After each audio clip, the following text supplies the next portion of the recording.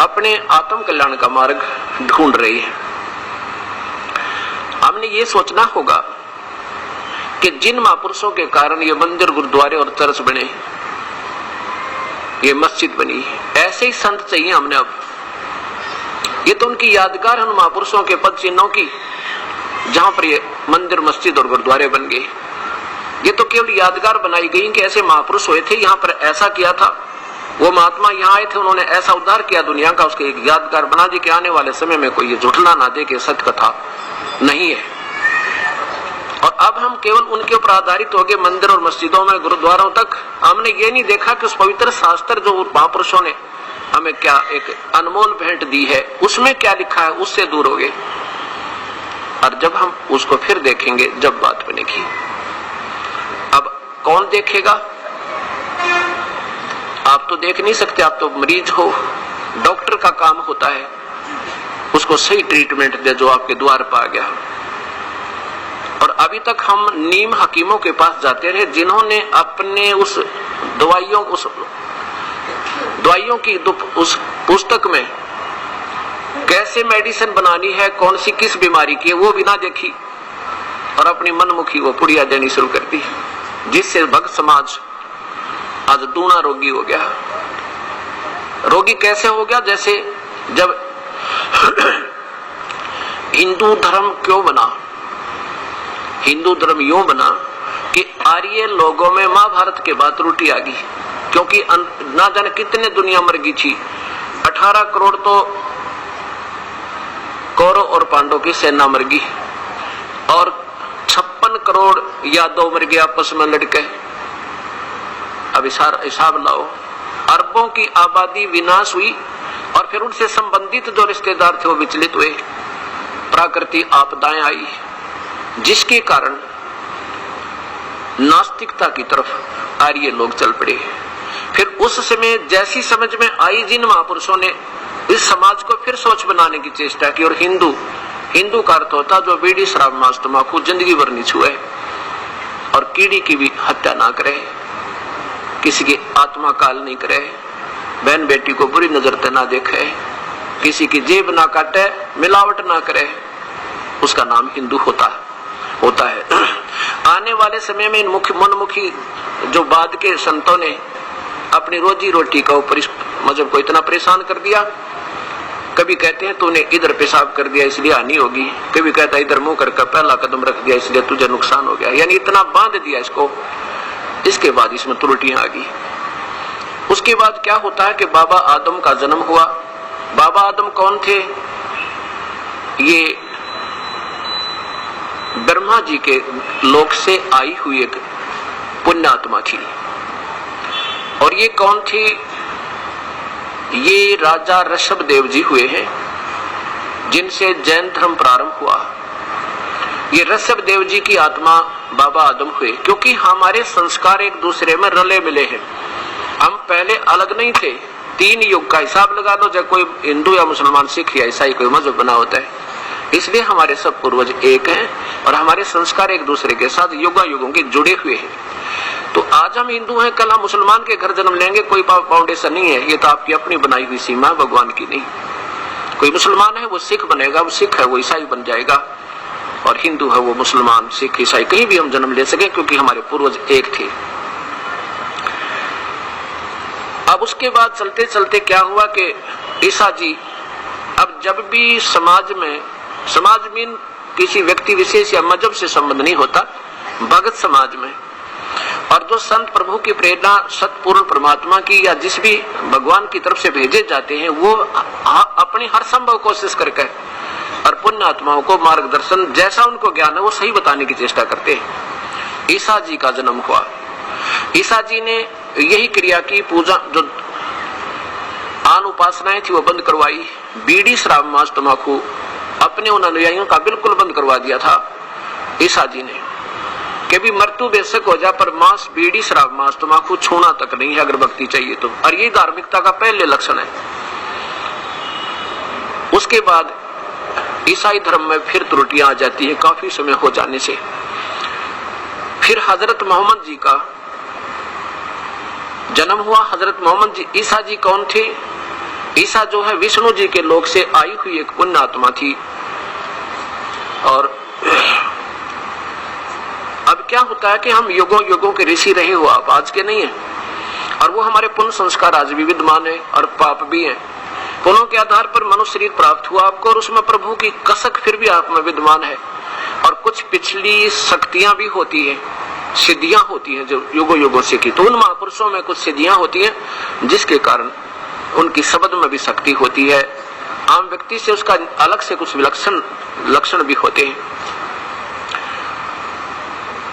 हजरत ईसा जी जो हैं ये विष्णु जी के लोक से आए हुए, और मूसा जी ये भी विष्णु लोक से आई हुई आत्माएं थी, गण थे। और हजरत मोहम्मद ये भगवान शिव के लोक से आए थे। ये एक अच्छी आत्मा थी, पिछले जन्म जन्मांतर के ऋषि थे, और फिर भक्ति की कसक थी, और ये भी फिर अपना जैसी साधना इसको प्राप्त थी लगे हुए थे। बाद में फिर एक जिब्राइल नाम का फरिश्ता अब काल प्रेरणा से उनके पास आया, उनको फिर भक्ति मार्ग अपना हिसाब से बताया कि एक प्रभु की भक्ति करनी चाहिए और नहीं करनी। ऐसे ये हमारे मजहब बन गए। मुसलमान, जब हजरत मोहम्मद जी ने मुसलमान धर्म की, एक मुसलमान का अर्थ होता है वो पुण्यात्मा जो बीड़ी शराब मांस तंबाकू कभी ना छुए, किसी की आत्मा नहीं दुखावे। यहाँ तक मना किया हजरत मोहम्मद जी ने कि कोई ब्याज भी नहीं लेगा। ब्याज को भी जो बुरा बतावे क्या वो मांस खाने की सलाह दे देगा वो पुण्यात्मा? कभी नहीं। ये अब वर्तमान के लोगों की अपनी अटकलें हैं। 1,80,000 हजरत मोहम्मद जी के अनुयायी हुए थे, वो पुण्य आत्मा, पाक आत्मा, उन्होंने कभी मांस को छुआ तक नहीं, और न शराब हुक्का तंबाकू, ये तो वैसे ही नहीं, बीमारी पहले थी। अब काफी समय उपरांत सिख धर्म, वैसे तो गुरु नानक देव जी से लेकर जो 10 सच्चे बादशाह हुए हैं, तो 9 तक तो कोई मजहब था ही नहीं। 10 में गुरु गोविंद सिंह जी ने भी मजहब नहीं, एक मजबूरी बन गई थी उनकी। क्या हो गया था कि मुसलमान लोग हिंदुओं को जबरदस्ती मुसलमान बना रहे थे, और मुसलमान हिंदुओं को मुसलमान क्यों बना रहे थे? उन्हें क्या शौक था? उन्होंने अपनी पूजा को, जो वो कर रहे हैं, क्या कर रहे हैं कि हजरत मोहम्मद जी को जिब्राइल देवता एक फरिश्ता आया और उसने कहा कि ये और बुत मूर्ति पूजा बंद करो, अन्य देवताओं की पूजा मत करो, एक प्रभु की आराधना करो। इस करके उन्होंने ये लिखा, अब दिखाऊंगा आपको कुरान शरीफ में लिखा कि जो एक परमात्मा ने छोड़कर आन उपासना करते हैं देवताओं की, फरिश्तों की, दूसरों की, वो तो काफिर कहा है, वो तो मूर्ख आत्मा। जैसे गीता जी में आपने 7वें अध्याय के 12 से लेकर 15 श्लोक पढ़ा था कि ब्रह्मा विष्णु महेश और नीचे के जितने भी देवता हैं इनकी पूजा मूर्ख लोग करते हैं। और यही कुरान शरीफ में, और यही पवित्र बाइबल में, और यही चारों पवित्र वेदों में, और यही गुरु ग्रंथ साहिब के अंदर केवल एक प्रभु की आराधना करने से जीव का छुटकारा होगा। तो मुसलमान अपनी साधना को सर्वश्रेष्ठ मान करके हम एक पूजा करते हैं, हिंदू हजारों कर रहे हैं, ये आन देवताओं की पूजा करते हैं, ये भोली आत्मा है, इनका कल्याण नहीं हो सकता। इसलिए उन्होंने सोचा कि जबरदस्ती भी अगर हम इनको सतमार्ग दे देंगे तो इनका कल्याण होगा। जैसे बच्चे को माता पिता ना दूध पीवा जबरदस्ती पिला देता है, ले बेटा पी ले, ले बेटा पी ले, और इंजेक्शन नहीं लगवावे तो भी पकड़ कर लगवा देते हैं कि इसका कल्याण हो जाए, बुराई इसकी बीमारी कट जाए। ये सोचकर मुसलमान लोग अपनी साधना को सर्वप्रिय मानकर और हिंदुओं को जबरदस्ती मुसलमान बनाकर फिर उनको प्यार से बैठा कर भाई ऐसे नमाज पढ़ो, ऐसा सुबह ऐसे करो, ऐसा करो, ऐसे समझाते थे। लेकिन गुरु गोविंद सिंह जी ने कहा भी देखो ये है भक्ति का मार्ग, इसमें आप अपनी साधना बताओ, अपना प्रचार करो, हम अपना कर रहे हैं, जिसको जो अच्छा लगेगा सिलेक्ट कर लेगा, इसमें बाई फोर्स नहीं करना, ये तुम्हारी गलती है। तो इस बात को मुसलमान नहीं माने, तो इसके कुछ संघर्ष हो गया, जिसके कारण उन्होंने एक अलग से धार्मिक लोगों का अपनी मजहब रक्षार्थ प्रोटेक्शन के लिए कुछ एक संगठन बनाया था, और बाद में फिर उसका सिख नाम पड़ गया। सिख का अर्थ होता है सिख, सिख माने शागिर्द, शिष्य, यानी जो प्रभु से डरने वाला हो, बीड़ी शराब मांस तंबाकू को छुआ नहीं।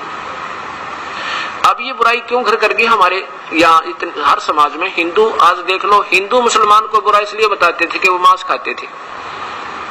हिंदुओं को ने मुसलमानों को नफरत, हेट इस ढंग से गुरुओं ने करा रखी थी, हिंदू गुरुओं ने, कि ये मांस खाते हैं और मांस खाने वाला महापापी प्राणी होता है। इसलिए हिंदू मुसलमानों से द्वेष करते थे। इस करके भी अच्छी बात नहीं इनकी, ये बकरा छोड़े ना, गाय छोड़े नहीं, कुछ भी मिल जाए उससे न खा जा, कोई बात तो ये। और बात भी ठीक है, भक्ति मार्ग में ये बिल्कुल मार्ग ये नहीं चलेगा। भक्ति करनी है तो बिल्कुल आत्मा भी नम्र होकर, जो चींटी भी मर जाए तो दुख होए, हे परमात्मा कैसे मर गया। तो ऐसे तो ये हमारे अंदर बुराइयां क्यों घर कर गई।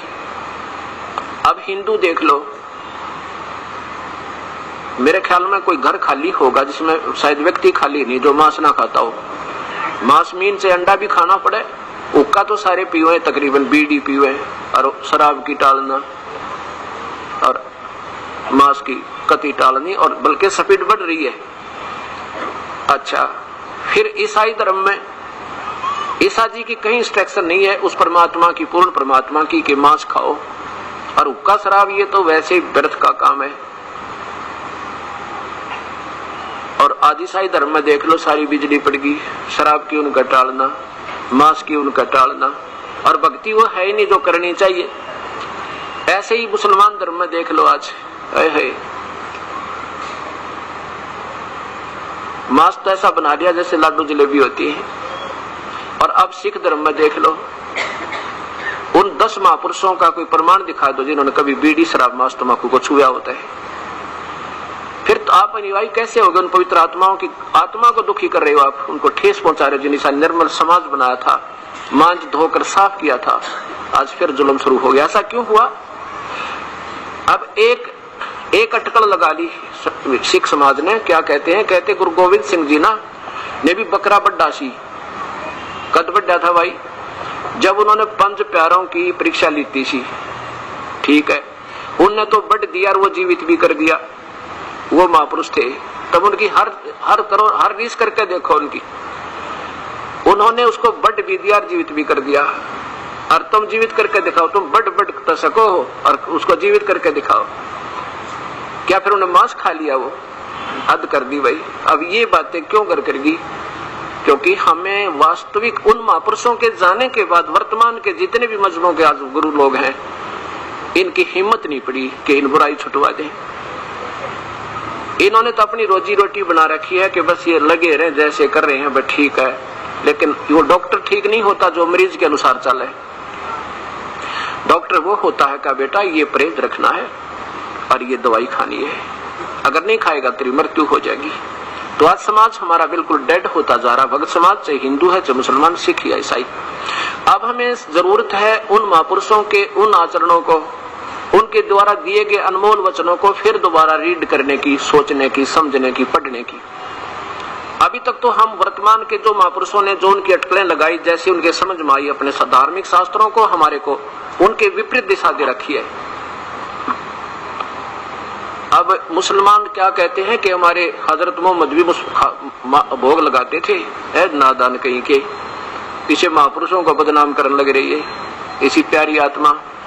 कहते हैं परमात्मा कबीर साहब के, पूर्ण परमात्मा के दर्शन हुए थे गरीबदास जी महाराज ने, और उनकी रजा से फिर उन्हें बताया कि कबीर साहब ने बताया है कि नबी मोहम्मद नमस्कार है वो राम रसूल कहाया, 1,80,000 को सौगंध जिन नहीं कर चलाया।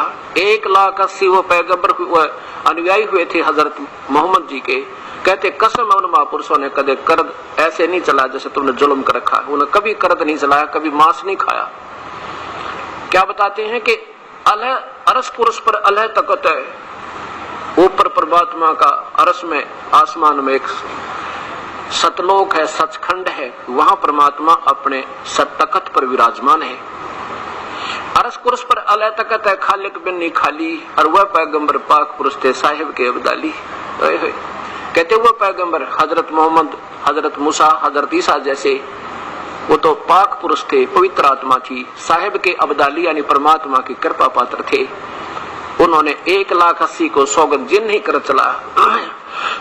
अब मुसलमान धर्म ने किसी से बच्चे तो पूछ के देख लो, कोई नहीं मानने कि हजरत मोहम्मद जी मांस नहीं खाते थे। ठीक है, उन्होंने जब तक ज्ञान ना हुआ होगा तो दूसरी बात है, देखो ना जाने कौन की गलती कर ले। अपनी 40 वर्ष की उम्र में उनको जब ये जब्राइल जी आकर मिले थे, उसके बाद उन्होंने छुआ तक नहीं किसी मांस मिट्टी को। अब सिख समाज में कोई बात करके देखो, अब तो चलो ये यूं नहीं कहते कि हमारे गुरु लोग भी खाया करते थे, शुक्र है अब तक ये तो बंद है कि वो नहीं कह रहे कि वो भी खाते थे। और 1000 वर्ष के बाद दिखा दूंगा इस समाज में कोई नो कहने वाला नहीं मिलेगा, बल्कि यूं कहेंगे साढ़े गुरु नानक देव जी वो लगाते सी, ये कहने लग जाएंगे, उन महापुरुषों को बदनाम करने लग जाएंगे। अब देखो उन महापुरुषों ने अब तो 300 वर्ष भी ना हो इस सिख धर्म की स्थापना को, और इसमें इतनी बुराई कर करके बीड़ी तो चलो नहीं पीते, मांस और शराब, हे भगवान तेरा गजब हो। अब बुराई करें वो लोग और दुख हो हमने, क्योंकि ये प्यारी आत्मा दिशा भूल गई। उन अपने महापुरुषों के, उन पूर्वजों के वंशजों के ऐसा जुल्म करने लग गए, उनकी आत्मा रो रही है वहां पर। तो अब हमने इसको फिर देखना होगा और हमने फिर इस भक्ति मार्ग को एक रस करना होगा। समाज से बीड़ी शराब मांस तमाकू ये बिल्कुल हटेगी जब ये भक्ति चलेगी, नहीं तो केवल नाटकबाजी है, करते रहो, लाख जन्म भी सफल नहीं हो सकते। जरा सी बुराई करके यदि भक्ति करना चाहते हैं, चाहे कोई बीड़ी पी ले, चाहे कोई भी मर्यादा भंग कर दी प्रभु की, प्रभु दूर हो जाता है। अब कौन है वो परमात्मा, कैसा है वो प्रभु जिसका परसों से आप गीता जी में प्रमाण सुन रहे हो कि गीता बोलने वाला परमात्मा कहता है कि उस परमात्मा की शरण में जब अर्जुन, जिसकी कृपा से तो परम शांति और शाश्वत स्थान को प्राप्त होगा। फिर देखिए 18वें अध्याय का 62वां श्लोक पवित्र गीता जी।